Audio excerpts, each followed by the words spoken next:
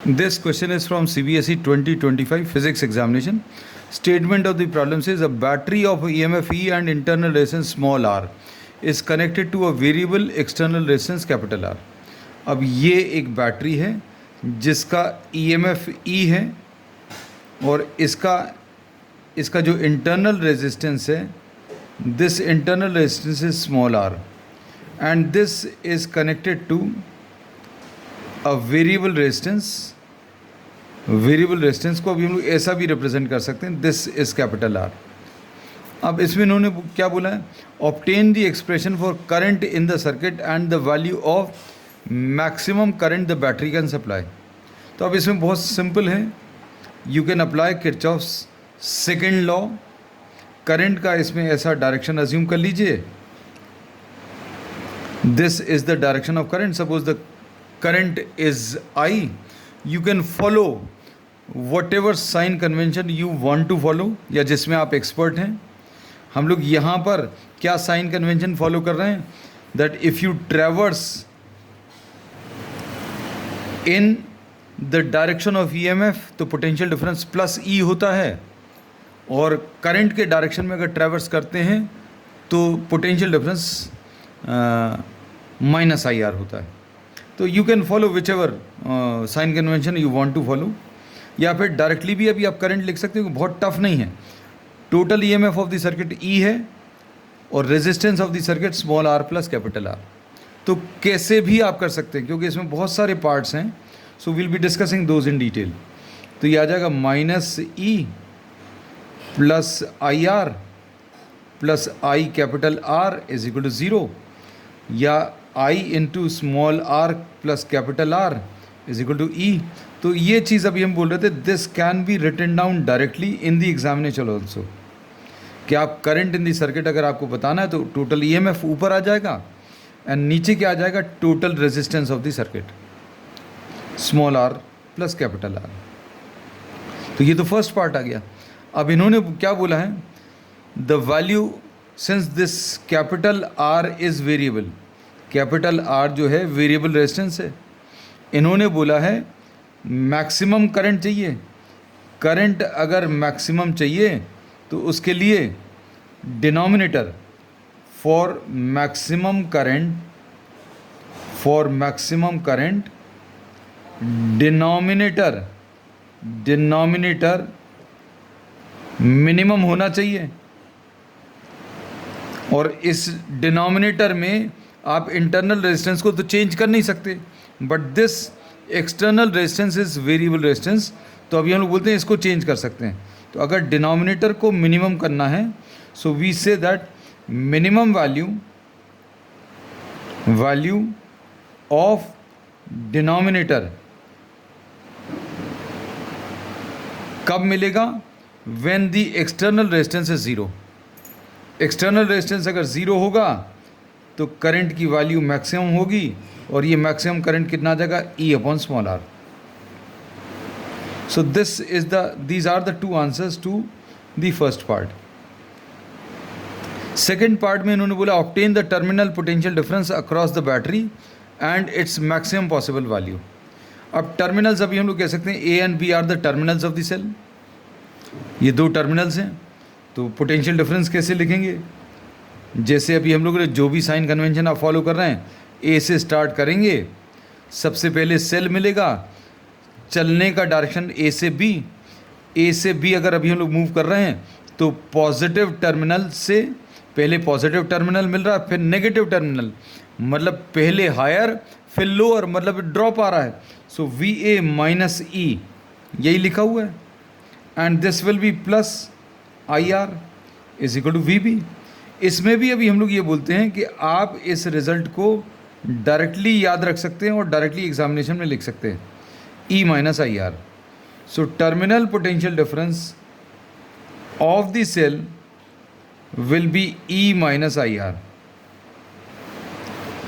अब terminal potential difference maximum चाहिए. Terminal potential difference कैसे मिल रहा है, E में से हम लोग कुछ वैल्यू सब्ट्रैक्ट कर रहे हैं, और अगर हमें VA माइनस VB अगर मैक्सिमम करना है तो ये जो सब्ट्रैक्ट कर रहे हैं वैल्यू, ये मिनिमम होना चाहिए। जैसे एग्जाम्पल के लिए, just as an example, suppose ये 10 है, अब इसमें से आप कुछ माइनस कर रहे हो तो 10 माइनस 3 7 आएगा। अब इसको आप 2 कर दो तो 10 माइनस 2 8 आ जाएगा, वैल्यू बड़ी हो गई। आप और कम कर दो 10 माइनस 1 तो 9 आ जाएगा। अब इसको अगर आप एकदम ज़ीरो कर दोगे तो मैक्सिमम आ जाएगा। तो अगर V A minus V B maximum करना है तो I R will be equal to zero, और we say that I will be equal to zero. अब इसमें आई की वैल्यू अगर ज़ीरो है तो V A minus V B किसके बराबर आ जाएगा? ई के बराबर। और ये कब पॉसिबल होगा? ये कब पॉसिबल होगा? जब करंट की value zero. That means terminal potential difference is equal to E M F in open circuit. Open circuit अगर होगा तो करंट की वैल्यू ज़ीरो होगी, और करंट अगर ज़ीरो होगा तो अभी हम लोग बोलेंगे ये टर्मिनल पोटेंशियल डिफरेंस कैसा आएगा? मैक्सिमम आएगा। और करंट की वैल्यू ज़ीरो लाने के लिए हम लोग क्या बोलेंगे? External resistance will be very very very large. अगर ये बहुत बड़ा है तो आई की value will be very nearly equal to zero, और V A minus V B इस केस में कैसा? मैक्सिमम आ जाएगा। So this is the answer to the second part. अब इसके बाद इन्होंने बोला the above battery sends the current I1 when R is equal to R1। अब इस वाले रिलेशन को फिर से लिखना है, और इन्होंने क्या बोला है कि I1 करंट मिलेगा जब R is equal to R1, और I2 करंट मिलेगा जब R is equal to R2, and you have to find out obtain the internal resistance of the battery in terms of I1, I2, R1 and R2। अब इसमें जो data दिया हुआ है कैसा दिया हुआ है?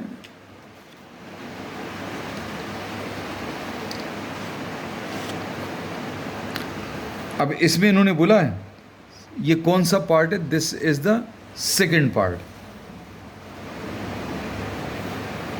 R इक्वल टू R1 है तो I की वैल्यू I1 के बराबर है।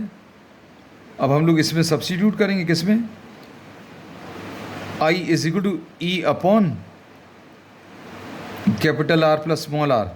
इसमें वैल्यू अगर आप रखें तो कितना आ जाएगा? I1 into R1 plus small r, इसको R1 लिख दिया, इज इक्वल टू E आ जाएगा। फिर उसके बाद इन्होंने क्या बोला है? R इक्वल टू R2 अगर है तो करंट की वैल्यू I2 होगा। मतलब फॉर्मूला फिर से लगाएं, I will be equal to E upon, इसको हम लोग क्या लिख लेंगे? I2, R2 plus small r। अब इसको क्रॉस मल्टीप्लाई करेंगे तो क्या आ जाएगा? I2 into R2 plus small r किसके बराबर आ जाएगा? E के बराबर आ जाएगा। अब ये वाला E और ये वाला E आप इक्वेट कर दो, इधर E की वैल्यू और इधर E की वैल्यू। ये वाली E की वैल्यू हम लोगों ने कैसी निकाली? R is equal to R1, I is equal to I1। तो I is equal to I1 और R is equal to R1 cross multiply करेंगे तो ऐसा कुछ रिलेशन आएगा। ये E की वैल्यू और ये E की वैल्यू अगर आप इक्वेट करोगे तो I1 into R1 plus small r is equal to I2 into R2 plus small r। Now this is very easy to calculate what? The value of small r। कैसे मिलेगा? I1 R1 plus I1 R is equal to I2 R2 plus I2 into small r। अब इसमें क्या करेंगे? I1 को इधर transfer करें, I1 R1 minus, थोड़ा सा और इसको शिफ्ट कर देते हैं, तो I1 R1 minus I2 R2 will be equal to R into I2 minus I1। तो इससे R की वैल्यू अभी हम लोग मिल जाएगी, और आर की वैल्यू क्या मिलेगी, I1R1 minus I2R2 upon I2 minus I1. This is the answer to the second part.